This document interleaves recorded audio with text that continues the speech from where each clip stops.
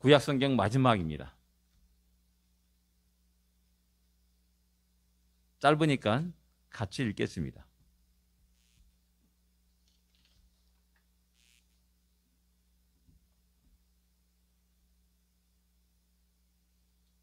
찾았으면 같이 읽겠습니다. 여호와께서 말라기를 통하여 이스라엘에게 말씀하신 경고라. 여호와께서 이르시되 내가 너를 사랑하였노라 하나 너희는 이르기를 주께서 어떻게 우리를 사랑하셨나이까 하는도다. 나 여호와가 말하노라. 에서는 야곱의 형이 아니냐? 그러나 내가 야곱을 사랑하였고 에서는 미워하였으며 그의 산들을 행패하게 하였고 그의 산업을 광야의 이리들에게 넘겼느니라. 에돔은 말하기를 우리가 무너뜨림을 당하였으나 황폐한 곳을 다시 쌓으리라 하거니와 나 만군의 여호와는 이르노라. 그들은 쌓을지라도 나는 헐리라. 사람들이 그들을 일컬어 악한 지역이라 할 것이요 여호와의 영원한 진노를 받은 백성이라 할 것이며 너희는 눈으로 보고 이르기를 여호와께서는 이스라엘 지역 밖에서도 크시다 하리라. 내 이름을 멸시하는 제사장들아 나 만군의 여호와가 너에게 이르기를 이들은 그 아버지를 종은 그 주인을 공경하나니 내가 아버지일진데 나를 공경함이 어디 있느냐? 내가 주인일진데 나를 두려움이 어디 있느냐 하나 너희는 이르기를 우리가 어떻게 주의 이름을 멸시하였나이까 하는도다. 아멘. 2023년 마지막 날 마지막 아니고 송구영식 예배가 있으니까는 한 번 더 있습니다. 드리면서 어떤 말씀을 전해야 될까 하는 그런 고민에 빠졌습니다. 그런 속에서 말라기를 하면 좋겠다라는 그런 생각이 들었습니다. 왜냐하면 어떤 사람들의 마지막 말은 어떤 간절함이 있고요, 진정성이 있습니다. 하나님이 한 시대를 마감하면서 구약이라는 시대를 마감하면서 말씀하실 때 마지막으로 말씀하실 때 그 말씀 속에는 하나님의 간절함이 담겨 있다라는 사실입니다. 그래서 말라기를 1장 본문을 택하게 된 겁니다. 하나님이 이 간절함 그 소리를 들을 수 있는 우리가 되기를 원합니다. 그 간절함 속에 우리에게 바라는 것이 있습니다. 반드시 영원토록 기억해야 될 것이라는 사실입니다. 그게 하나가 뭐냐면 하나님의 사랑을 기억해야 된다는 사실입니다. 하나님의 사랑을. 하나님 말씀합니다. 내가 너를 사랑하였노라. 이 말씀은 현재 완료형으로 되어 있습니다. 과거에도 사랑하였고 10년 전에도 사랑하였고 5년 전에도 사랑했고 어제도 사랑했고 오늘도 사랑했다라는 사실입니다. 계속 하나님의 사랑은 변함없이 계속 이스라엘 백성들에게 베풀었고 쏟아 부어졌다는 사실을 이야기합니다. 그런데 이스라엘 백성들의 대답은 어떻습니까? 하나님 어떻게 사랑하셨습니까? 라고 질문을 합니다. 이 질문 속에는 백성들의 원망이 좀 담겨 있습니다. 불평도 담겨 있습니다. 백성들이 찌드는 삶 속에 지친, 피곤해 지친 모습도 볼 수가 있습니다. 현실에 허덕이며 살아가는 그 이스라엘 백성들의 모습이 담겨 있습니다. 왜냐하면 하나님 우리를 사랑하신다 한다면 당신의 백성들은 평화될 것이고 풍요로워야 될 것이고 행복해야 될 것이고 다른 사람보다 더 잘 살아야 될 것인데 현실은 정반대라는 사실입니다. 끝없이 어렵고 힘들고 고난의 길을 걸어가고 있고 광야를 걸어가고 있다는 사실입니다. 어려움이 있습니다. 착취가 있고 억압이 있습니다. 아무리 땀 흘려 일을 해도 손에 쥐는 것은 작습니다. 보잘것없습니다. 그렇게 말하는 겁니다. 사랑한다 사랑한다는데 하나님 대체 어떻게 우리를 사랑했습니까? 라고 질문을 던지는 겁니다. 과연 하나님이 우리를 사랑하고 있는가? 라는 의문도 일어나게 됩니다. 이런 이스라엘 백성들의 말 속에서 우리는 그들은 하나님의 사랑을 알지 못함을 발견할 수가 있고 하나님의 사랑에 대해서 무지한 모습을 발견할 수가 있습니다. 그리고 하나님의 사랑을 느끼지 못하는 무감각한 모습도 우리는 발견할 수가 있습니다. 사랑에 무감각하고 사랑에 무지하고 알지 못하는 것 참으로 이상한 일입니다. 한 사람은 사랑한다는데 한 사람은 전혀 그렇지 않다는 겁니다. 이런 모순된 모습을 보여주고 있는 겁니다. 이런 모습 우리들의 가정 속에서 쉽게 찾아볼 수 있습니다. 부모들이 자녀들을 향하여서 사랑한다 사랑한다 말합니다. 잠을 못 이루고 자녀들의 필요를 채우고 또 지켜주고 또 여러 가지 공부도 가르쳐주고 애를 씁니다. 근데 자녀들은 엄마가 날 사랑하는 거야 라고 말하면서 항변하지요. 이러한 똑같은 모습이 지금 현재 본문에 나타나고 있는 겁니다. 과연 우리들은 하나님의 사랑을 얼마나 알고 있고 그 하나님의 사랑에 얼마나 민감하게 반응하고 있냐라는 겁니다. 어쩌면 우리는 하나님이 우리를 짝사랑하게 만들어 놓은 것은 아닌가라는 생각을 하게 됩니다.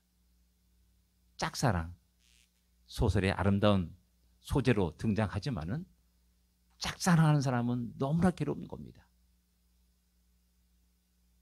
그 짝사랑 속에 상사병에 걸려가지고 생을 마감한 사람도 역사에 있지 않습니까?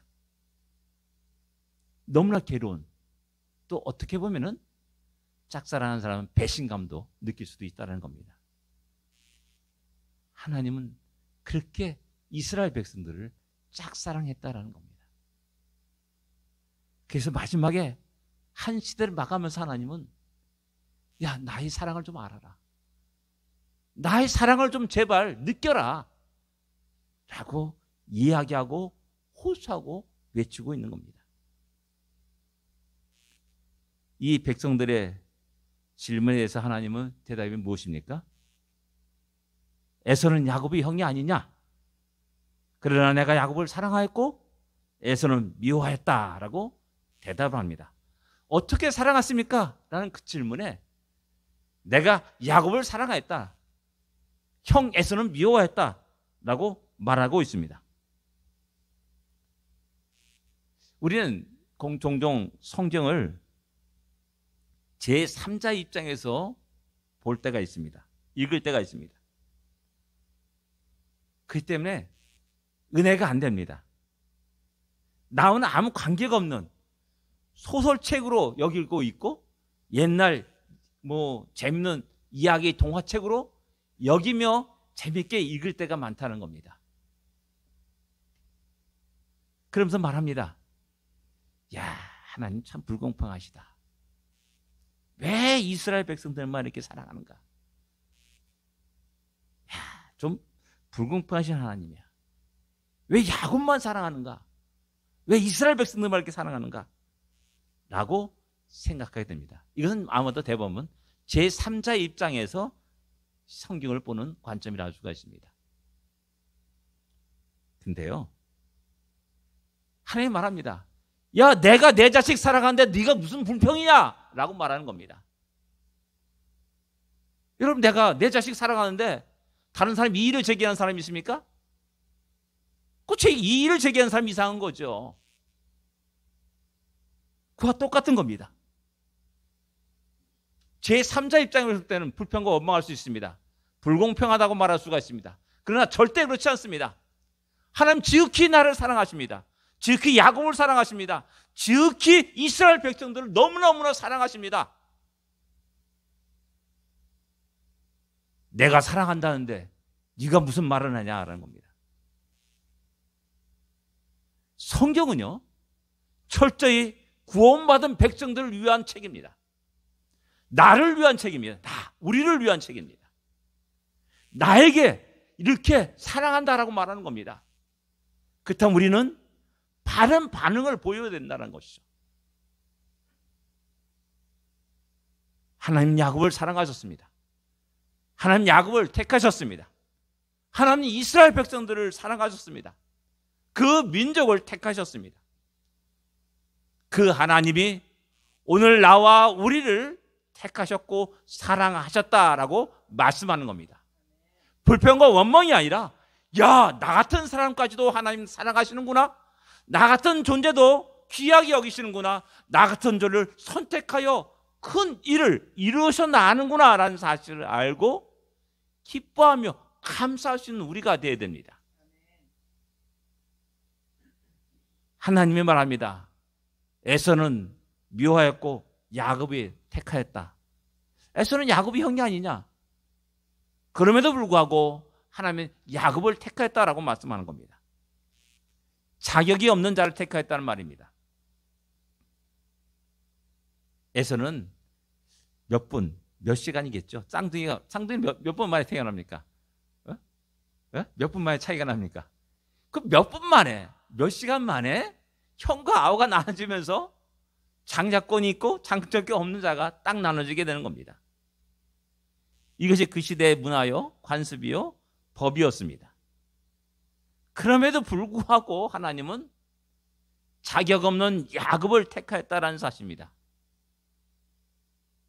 야곱이 멋있어 택하였습니까?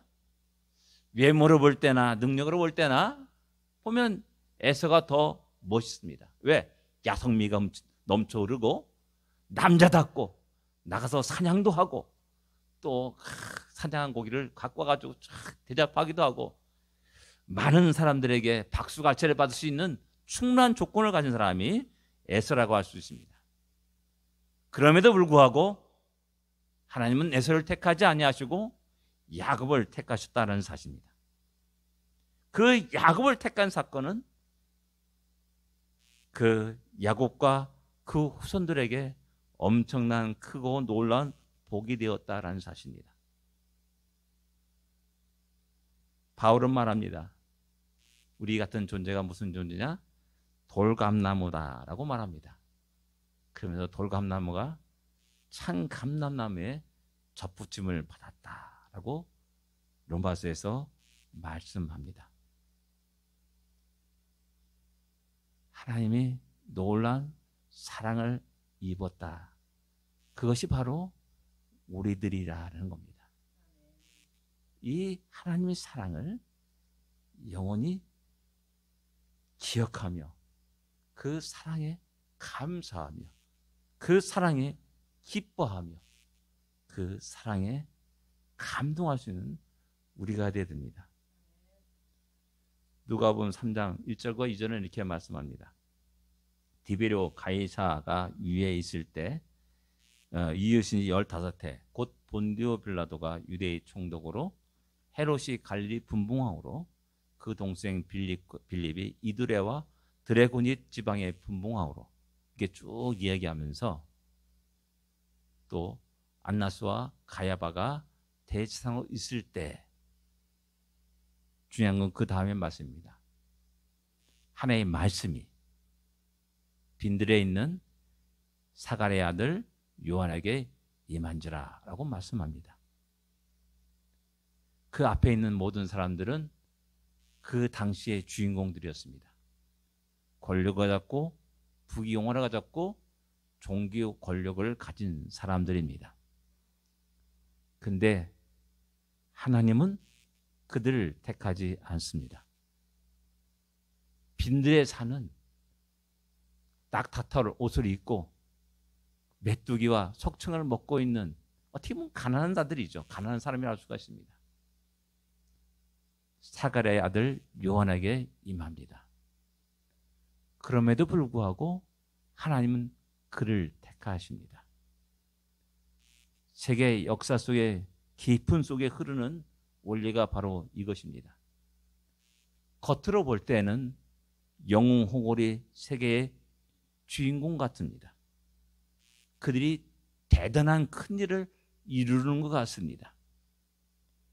그러나 하나님은 그들을 통해서 일하시지 않습니다. 작고 보잘것없고 그러나 믿음을 가진 사람, 하나님께 의지하는 사람, 하나님을 찾는 자, 그 자를 통해서 일하시고 있고 그를 통해서 역사를 이끌어가고 있음을 우리는 기억해야 됩니다. 그래서 이 선택이란 이 문제가 너무나 크고 놀라운 은혜가 되는 겁니다. 사랑했기 때문에 나를 선택했습니다. 사랑했기 때문에 우리를 선택했습니다. 사랑했기 때문에 우리 샬롬 장로교를 택하셨다라는 사실입니다. 그리고 이것을 통해서 하나님이 그 놀라운 일들이 온 세계에 증거되기를 원한다라는 사실입니다. 우리가 이런 하나님의 끝없는 사랑을 입었음을 다시 기억할 수 있어야 됩니다. 또 이런 놀라운 사랑을 입은 것을 어떻게 확인할 수 있냐? 정반대인 에서의 모습을 보면 금방 내가 얼마나 큰 복을 받았는지, 내가 얼마나 큰 사랑을 받았는지, 은혜를 받았는지를 쉽게 알 수가 있습니다. 하나님 말씀합니다. 내가 그들의 산들을 황무하게 하였다. 그들의 산업을 광야의 새치랑에 붙였다라고 말씀합니다. 잘 될 턱이 없습니다. 성공할 턱이 없습니다. 근데 또 에서 족속들이 에돔 족속이 또 말합니다. 우리가 무너뜨림을 당하였으나 황폐한 곳을 다시 쌓으리라. 용기 있는 사람이니까 멋진 사람 같습니다. 의지가 불타는 열정들이 있는 것 같습니다. 우리는 이런 사람들을 좋아합니다. 야, 저 사람 참 멋진 사람이다 라고 칭찬도 하기도 합니다. 또 우리의 롤모델로 삼기도 합니다. 그러나 문제는 뭐냐면은 우리 하나님이 그들이 쌓은 것을 나는 헐리라 라고 말씀하는 겁니다. 전능하신 하나님이 툭 칠 때 온전히 존재할 수 있는 사람이 누가 있겠습니까? 하나님의 복을 다 뺏어가는데 복받을 인생이 누가 있겠습니까? 하나님이 지켜주지 않는데 내가 얼마나 강하고 힘이 있다고 해가지고 지킬 수가 있겠습니까? 세상 사람들의 모든 삶의 모습이 이와 같다는 겁니다. 에서 같다는 겁니다. 근데 어저께도 우리 인간도 믿음의 사람들도 에서와 같은 삶을 동경하면서 그렇게 자기의 의지로 발버둥치며 허덕이며 살아가는 인생들이 너무나 많다는 겁니다. 하나님 우리에게 믿으라, 의지하라라고 말씀합니다. 여호와의 말씀을 신뢰하라라고 말씀합니다. 내가 너를 택했다. 내가 너를 지명하여 불렀다. 너는 내 것이라 라고 끝없이 말씀하는데 난 내가 힘으로 능력으로 그것을 이루어 나가려고 늘 발버둥치며 살아가는 인생이 아닙니까? 그리고 한 해가 지나서 뚝하니 계절서를 뚝 보니까는 내 손에 주어진 것이 하나도 없는 겁니다. 너무나 초라한 모습입니다. 허덕이며 살아가는 그 악의 그 쇠바퀴가 계속 돌아가고 있지 않습니까? 피곤해 지쳐 있고요. 얼굴에 웃음이 없고요. 찌들은 우리의 삶의 모습을 발견하고 있지 않습니까? 하나님 우리에게 에서와 같은 그런 인생을 살지 말라고 말하는 겁니다. 왜? 내가 너를 사랑한다. 사랑하는 자에게 사랑한 자가 고생하며 또 슬픔하며 또 억압을 당하며 힘들게 살아가는 것을 기뻐하는 사람은 누가 있겠습니까?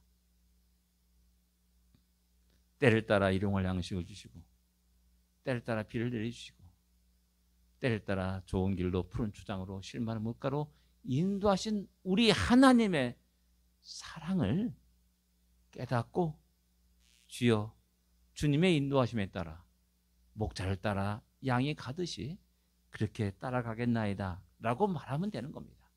그렇게 발걸음 옮기면 되는 겁니다. 근데 여전히 우리는 에서와 같이 그런 속에서 살고 있지 않냐라는 겁니다. 하나님은 야곱을 택하셨습니다. 위대한 민족, 제국을 택하지 않았습니다. 작고 보잘것없는 이스라엘을 택하셨습니다. 이 세상에서 유일하게 하나님을 믿고 의지하며 섬기는 백성들입니다. 그들은 어려울 때마다, 위기 상황에 처할 때마다 다른 곳으로 가지 않냐고 하나님께 나옵니다. 그리고 그 앞에 엎드려 기도합니다. 아기가 위기를 느낄 때마다 엄마하고 그 엄마의 품에 안기듯이 그들은 어려울 때, 힘들 때, 위기 상황일 때 하나님 품에 안겨, 그리고 또한 놀란 하나님의 역사하심을, 구원을 경험하였던 민족입니다. 그 약속이 그들을 통해서 계속해서 이어져 왔고 그 약속이 이루어지고야 말았다라는 사실입니다. 우리 모두는 하나님의 사랑으로, 하나님의 은혜로 살아가는 자임을 늘 언제나 기억해야 됩니다. 그리고 그 사랑에 올바로 반응할 수 있는 우리가 되어야 됩니다. 제가 늘 여러분들에게 즐겨 말씀드리는 로마서 5장 8절의 말씀입니다. 하나님 우리를 어떻게 사랑했습니까? 우리가 아직 죄인 됐을 때 그리스도께서 우리를 위해서 죽으사 하나님께서 우리에게 대한 자기의 사랑을 확증하셨다라고 로마서 5장 8절은 우리에게 말씀합니다. 이 놀라운 사랑을 받은 자임을 다시 한번 기억하면서 그 사랑 안에 다시 우리의 모든 것들이 회복되어 2023년을 향하여 힘찬 믿음의 발걸음을 내딛기를 원합니다. 두 번째 우리가 생각할 수 있는 것은 하나님을 경외해야 한다라는 사실입니다. 하나님을 경외하는 것에 소홀히 해서는 안 된다라는 겁니다. 6절에 말씀합니다.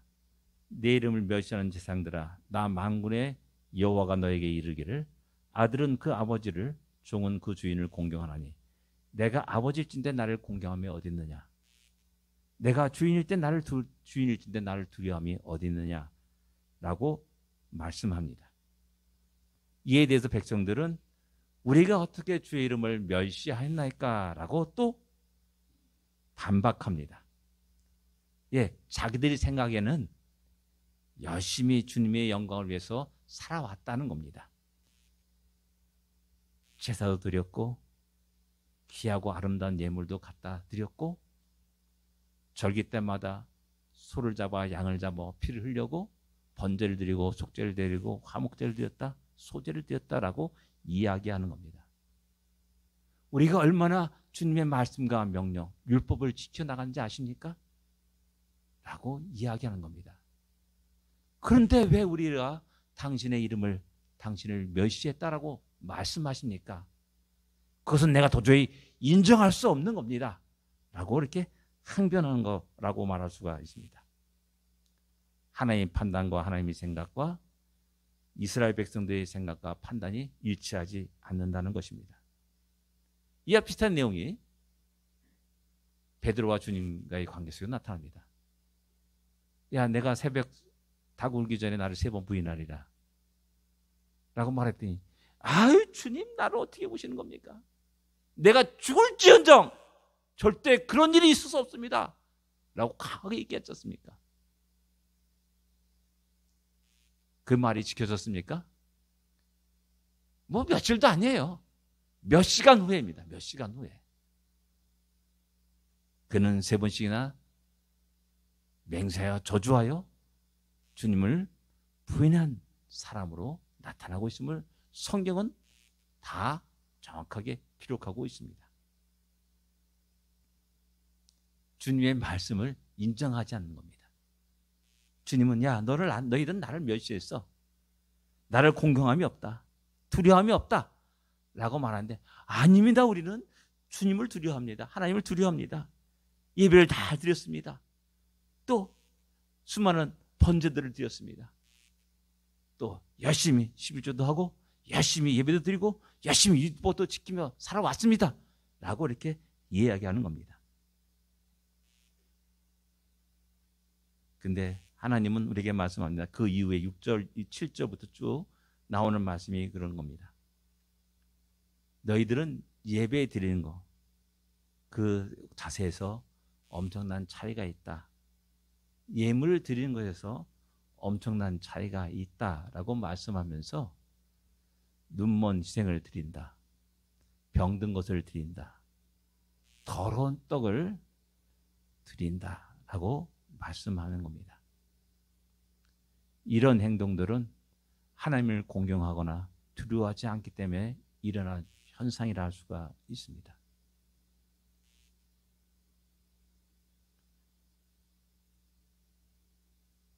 하나님을 공경하거나 두려워한다면 절대 이런 일을 감히 행할 수가 없는 겁니다. 이 이야기는 우리들의 영적인 상태를 그대로 드러내는 말씀이라 할 수가 있습니다. 우리는 세상 것에 참 민감합니다. 여러분들 이따 이제 점심을 같이 먹을 텐데 맛있다, 맛없다, 짜다, 맵다, 싱겁다 그런 이야기를 막 할 겁니다. 예, 그런 데서 우리는 민감하게 반응하고 내 감정을 이야기합니다. 몸에 좋은 것에는 얼마나 민감한지 모릅니다. 제가 늘 농담으로 얘기하지 않습니까? 바퀴벌레를 없애는 간단한 방법 하나 있습니다. 한국 사람들에게 정력이 좋다 한다면 바퀴벌레 싹 사라집니다. 멸종 위기가 될 수도 있습니다. 그렇지 않습니까? 못 먹는 게 없어요. 하다못해 우리 한국의 낙동강 연안에 있는 그 남아프리카에 있는 그 커다란 쥐 같이 생긴 그 동물도 야 거기에 웅당 성분이 있다 그러니까 거의 사라졌다고 말합니다. 이게 이렇게 몸에 좋다는 것에 대해서는 굉장히 민감하게 반응하고 이야기합니다. 수돗물이 어떻다니, 환경모이 어떻다니, 뭐 비이성적인 환경이 어떻다니, 뭐 공해가 막 일어난다니, 뭐 이런 여러 개는 상당히 민감하게 반응하지만은 우리는 과연 하나님을 의식하며 살아가냐는 겁니다. 하나님을 얼마나 기뻐하며 그런 일들에 민감하게 반응하냐라는 겁니다. 우리들의 모든 일상 속에서 얼마나 우리는 하나님이 이렇게 하면 하나님이 어떻게 생각하실까? 이런 고려는 전혀 생각하지 않고 그냥 살아가게 되는 겁니다. 그래서 이런 현상이 나는 겁니다. 13절에 보면은 이 일이 얼마나 번거로운 거라고 이렇게 말합니다. 이스라엘 백성이 말하는 겁니다. 귀찮게 이런 일을 얘기해가지고 이렇게 번거롭게 만드냐. 예배드릴 때 이렇게 하라, 번제는 이렇게 드려라, 속죄는 이렇게 드려라. 규정들이 너무 많습니다. 너무 번거로운 겁니다. 귀찮은 겁니다. 그러니까 사람들이 어떻게 됩니까? 내가 한번 하나님을 생각하고 위해서 나가겠다라고 말하는 겁니다. 예, 이런 모습들은 우리들의 일상 신앙생활에서 쉽게 찾아볼 수가 있습니다. 목사이기 때문에 예배 드립시오, 나오십시오. 끝없이 얘기하지 않습니까? 그 성도는 귀찮게 하게 그래 오늘 말일이니까는 한번 목사님을 위해서 한번 나가봐야겠다. 야, 이렇게 말하지 마십시오. 나를 위해서 이 자리에 나온 건 아닙니다. 하나님을 보면서 하나님의 말씀과 하나님의 사랑에 감사해서 감격해서 나와야 됩니다. 그리고 마음을 다해 힘을 다해서 우리 하나님께 예배드리는 자들이 되어야 됩니다. 사람을 옆에 있는 사람을 의식하지 마십시오. 나를 의식하지 마십시오. 그냥 그 구원에 감사해서 나오게 되는 겁니다. 이 얼마나 번거로운 거라면서 하나님 섬기고 예배드리는 것을 비난하고 조롱하고 코웃음치는 많은 사람들이 있고 또한 신앙인들도 있습니다. 어리석은 바보 같은 짓을 너무나 우리는 많이 범했다는 사실입니다. 진정으로 믿음이 있다 한다면 예배 드리는 것을 결코 소홀히 할 수 없습니다. 믿음의 사람이란다면 자신의 삶 속에 가장 최우선으로 둬야 될 것은 주일을 기억하는 겁니다. 그날에 예배 드리는 겁니다. 여러분 성경을 읽어보십시오. 안식일이라는 이야기가 굉장히 많이 나옵니다.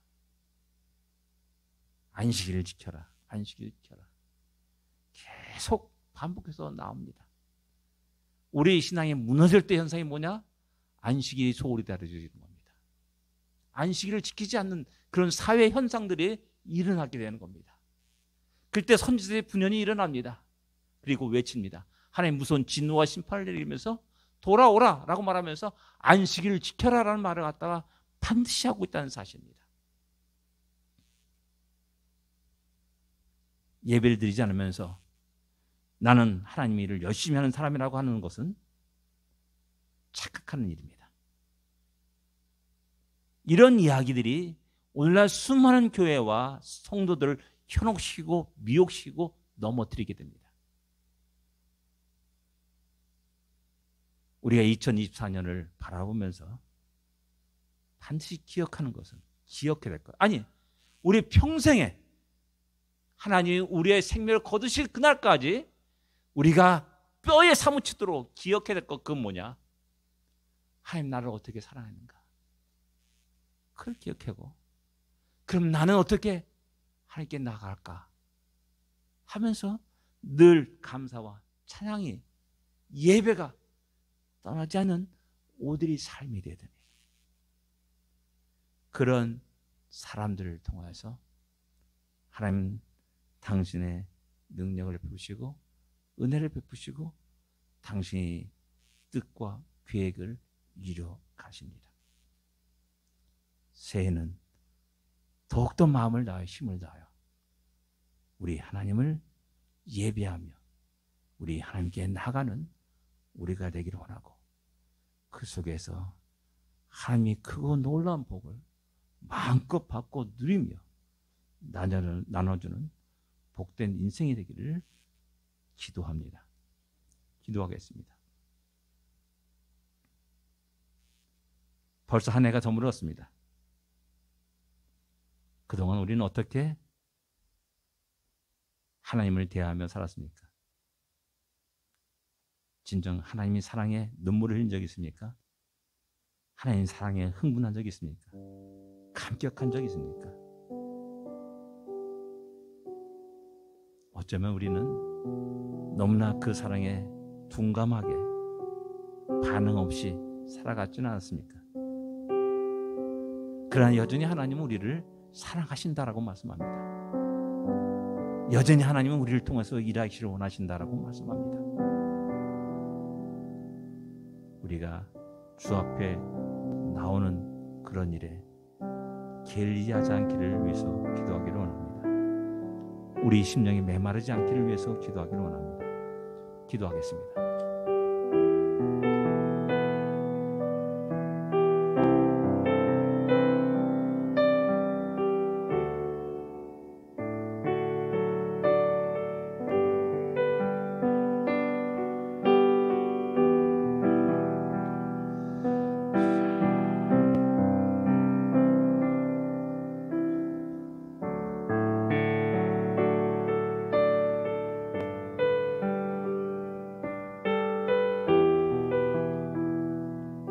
하나님, 우리의 심령을 새롭게 하여 주옵소서.